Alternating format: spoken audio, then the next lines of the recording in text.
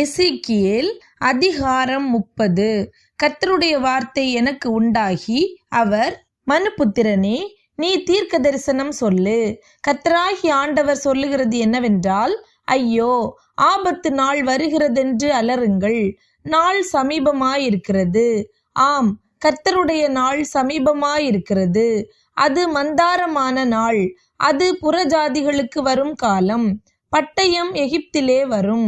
எகிப்திலே கொலை உண்கிறவர்கள் விழும்போது எத்தியோப்பியாவிலே மகா வேதனை உண்டாயிருக்கும். அதின் ஏராளமான ஜனத்தை பிடித்து கொண்டு போவார்கள். அதின் அஸ்திபாரங்கள் நிர்மூலமாக்கப்படும். எத்தியோப்பியரும் பூத்தியரும் லூத்தியரும் கலந்த கூட்டமாகிய அனைவரும், கூபியரும், உடன்படிக்கைக்குள்ளான தேசத்தின் புத்திரரும் அவர்களோட கூட பட்டயத்தால் விழுவார்கள். எகிப்தை ஆதரிக்கிறவர்களும் விழுவார்கள். அதனுடைய பலத்தின் முக்கியமும் தாழ்ந்து போம் என்று கர்த்தர் சொல்லுகிறார். அதிலே மிக்தோல் முதல் செவேனே வரைக்கும் பட்டயத்தினால் விழுவார்கள் என்று கர்த்தராகிய ஆண்டவர் சொல்லுகிறார். பாழாய் போன தேசங்களின் நடுவிலே பாழாய் போவார்கள். அவாந்தரமாக்கப்பட்ட பட்டணங்களில் அவர்கள் பட்டணங்களும் அவாந்தரமாகும். நான் எகிப்திலே தீ கொளுத்தும் போதும் உனக்கு துணை நின்ற யாவரும் முறிக்கப்படும் போதும் நான் கர்த்தர் என்று அறிந்து கொள்வார்கள். நிர்விசாரமான எத்தியோப்பியரை தத்தளிக்க பண்ண அந்நாளிலே என் கட்டளையினால் தூதாட்கள் கப்பல்களிலே போவார்கள். அப்பொழுது எகிப்தின் நாளிலே உண்டானது போல அவர்களுக்குள்ளே மகா வேதனை உண்டாயிருக்கும். இதோ அது வருகிறது. கர்த்தராகிய ஆண்டவர் சொல்லுகிறது என்னவென்றால், பாபிலோன் ராஜாவாகிய நேபுகாத் நேச்சாரை கொண்டு எகிப்தின் சந்ததியை ஒழிய பண்ணுவேன்.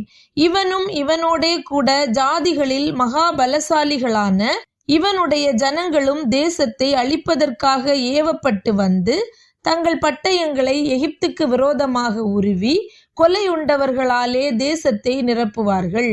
அப்பொழுது நான் நதிகளை வற்றி போக பண்ணி தேசத்தை துஷ்டர்களின் கையிலே விற்று தேசத்தையும் அதிலுள்ள யாவையும் அந்நிய தேசத்தாரின் கையால் பாழாக்கி போடுவேன்.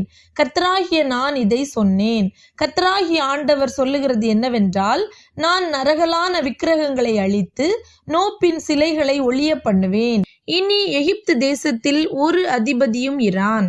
நான் எகிப்து தேசத்தில் பயம் உண்டாக்கி பத்ரோசை பாழாக்கி சோவானிலே தீ கொளுத்தி நோ பட்டணத்தில் ஆக்கினைகளை செய்து எகிப்தின் பலனாகிய சீனின் மேல் என் உக்கிரத்தை ஊற்றி நோ பட்டணத்தின் ஏராளமான ஜனத்தை சங்கரிப்பேன்.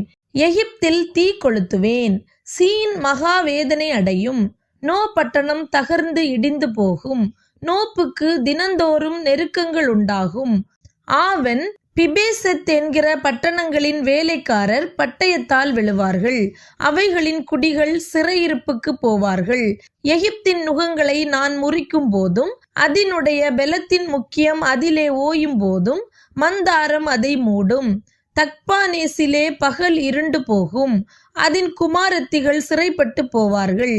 இப்படி எகிப்திலே நியாய தீர்ப்புகளை செய்வேன். அப்பொழுது நான் கர்த்தர் என்று அறிந்து கொள்வார்கள் என்கிறார் என்று சொல் என்றார். 11ஆம் வருஷம் 1ஆம் மாதம் 7ஆம் தேதியிலே கர்த்தருடைய வார்த்தை எனக்கு உண்டாகி, அவர், மனுபுத்திரனே, எகிப்தின் ராஜாவாகிய பார்வோனுடைய புயத்தை முறித்து போடுவேன். இதோ அது குணமாகத்தக்கதாக கட்டப்படுவதில்லை. அது பட்டயத்தை பிடிக்கத்தக்க பலனை அடையும்படி பத்தை வைத்து கட்டப்படுவதுமில்லை. ஆகையால் கர்த்தராகிய ஆண்டவர் சொல்லுகிறது என்னவென்றால், இதோ நான் எகிப்தின் ராஜாவாகிய பார்வோனுக்கு விரோதமாக வந்து பெலன் உள்ளதும் முறிந்ததுமாகிய அவனுடைய புயங்களை முறித்து போடுவேன். பட்டயத்தை நான் அவன் கையிலிருந்து விழப்பண்ணி எகிப்தியரை ஜாதிகளுக்குள்ளே சிதறடித்து அவர்களை தேசங்களில் தூற்றி விடுவேன். பாபிலோன் ராஜாவின் புயங்களை பலப்படுத்தி அவன் கையிலே என் பட்டயத்தை கொடுத்து பார்வோனின் புயங்களை முறித்து விடுவேன். அப்பொழுது அவன் கொலை உண்கிறவன் தவிக்கிறது போல அவனுக்கு முன்பாக தவிப்பான். பாபிலோன் ராஜாவின் புயங்களை பலப்படுத்துவேன், பார்வோனின் புயங்களோ விழுந்து போம்.